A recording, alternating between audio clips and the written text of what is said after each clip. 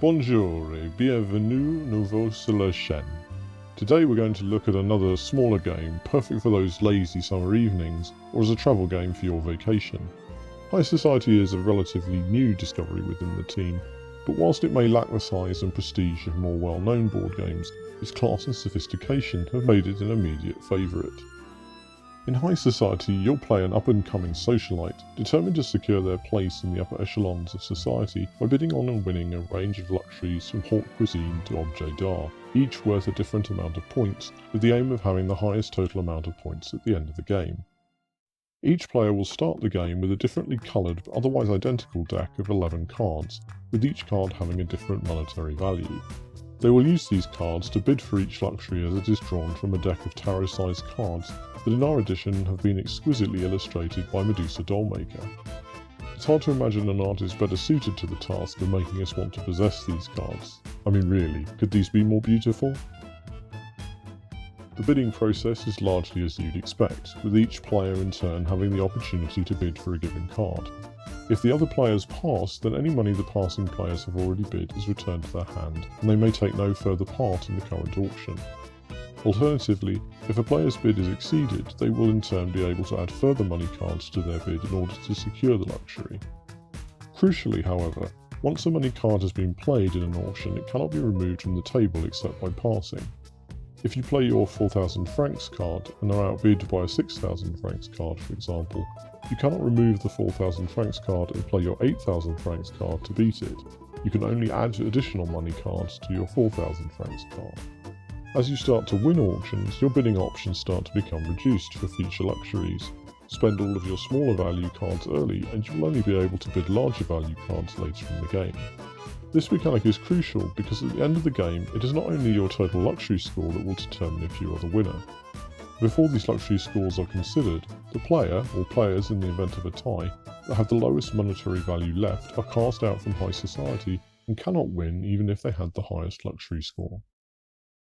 When explaining the game to new players, it is really important to emphasise this rule to avoid a scenario where a new player fritters their wealth away quickly and obviously, leaving the remaining players with a much easier time. Even so, it has been my observation that even having understood this rule, most players end up overcommitting during their first playthrough and end their game with a single cash card, often the 25,000 francs card. It is only on the second playthrough that a group of players start to conceal their wealth more carefully and make fewer shrewd purchases rather than trying to win every item the luxury deck produces. So I can definitely recommend playing multiple rounds of High Society in a single session. You will appreciate it all the more for doing so. Game length is variable due to the presence of 4 dark green cards shuffled among the luxuries, 3 of which are prestige cards that will double the luxury points total of the owner at the end of the game, and a 4th, the Scandal card, which will halve its owner's score. These cards are shuffled into the deck, and once the 4th green card is drawn, the game ends immediately without an auction taking place. As a result, the players cannot assume how many more luxury cards will be drawn, and this increases the psychological pressure to ensure you are winning those luxuries that are drawn. You'll notice that one of these cards has a negative effect, one of 3 disgrace cards in the game, and it's worth mentioning that the bidding process for such cards works a little differently to the other cards in the game.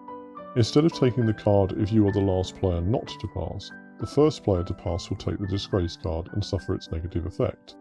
Essentially, for these 3 cards, you will be bidding to avoid taking the cards.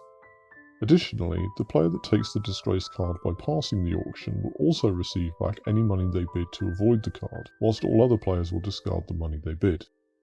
Disgrace is never a good thing, but sometimes avoiding a significant financial loss by taking a disgrace card on the chin can turn out to be a winning strategy.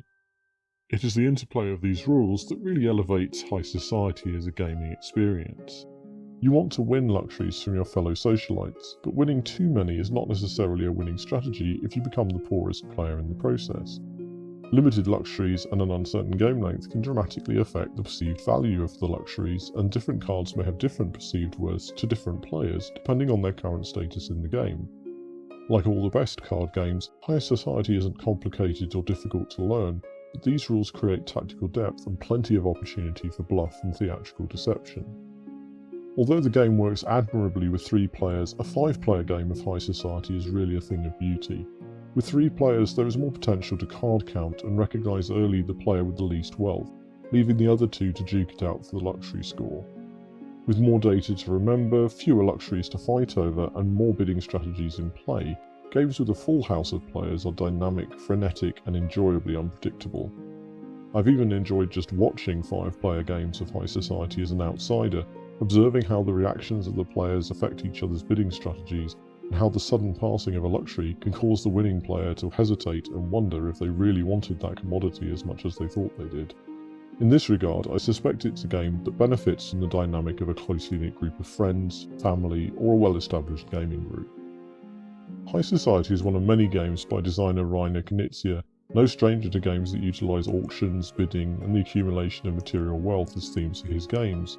Some may know him better for the game Modern Art, which carries many similar themes, but High Society has existed in one form or another for 30 years now, having been published and republished multiple times since its original creation, and it's not hard to see why it shows no sign of going gone. It captures perfectly the excitement of a good bidding war, challenges player strategies with an elegant but straightforward rule set, and all within a game that would slide easily into the travel case of all but the most over-prepared holidaymaker. Like many similarly themed games, High Society probably won't be at its best when played by younger gamers who may not understand the more subtle bidding strategies that can be deployed during the game. The publishers seem to recommend the game for players 14 and over, and I think that's probably a fair assessment. Even then, as I've already mentioned, a clear explanation of the rules, and in all likelihood a playthrough or two, will be necessary to get the most out of the game. Limitations aside, this game has fully seduced every player that I've persuaded to try it to date.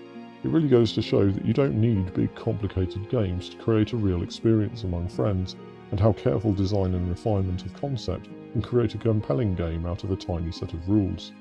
Like the luxuries of its theme, High Society is elegant, enchanting, and a worthy addition to the collection of even the most particular board game enthusiast.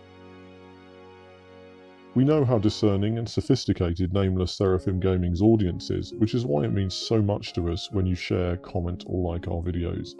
If you haven't already, consider joining the creme de la creme of our viewers by subscribing and helping us to keep bringing you board game recommendations. Until we meet again, don't forget to work hard, play better, and take care out there.